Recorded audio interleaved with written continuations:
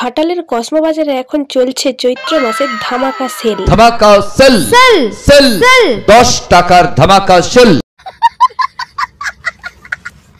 গিয়েছিলাম ঘাটালে টিউশনি পড়তে। টিউশনি ছুটির পর ঘাটালের কসমো বাজারের ধামাকা সেলের কথা জানতে পারি, আর তারপরেই কসমো বাজার উদ্দেশ্যে রওনা দিই। এদিকে আমার বান্ধবীকে দেখো, খুব ব্যস্ত মানুষ, কার সাথে ব্যস্ত জিজ্ঞেস করতেই বান্ধবী বলল, আমি বলুম না, আমার শরম করে।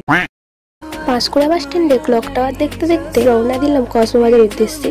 প্রথমেই আগে আমাদের ওয়েলকাম জানিয়ে দিল, আর আমার বান্ধবী তো কেনার জন্য একবারে আমার আগেই ছুটে দৌড়ে ভিতরে ঢুকে গেল। তারপর আমরা সোজা উপরে চলে গেলাম, কারণ এখানে কেনার মতন আমাদের কিছু জিনিসই ছিল না। বান্ধবীর সাথে 200 মিটার দৌড়ে হেরে গিয়ে প্রথমেই চলে গেলাম শাড়ি কাউন্টারে। বান্ধবী আমার দুদিন আগেই এখান থেকে শাড়ি কিনে নিয়ে গিয়েছে। যেহেতু আমি গরিব প্রো ম্যাক্স, তাই শুধু দেখেই মন ভরাচ্ছিলাম।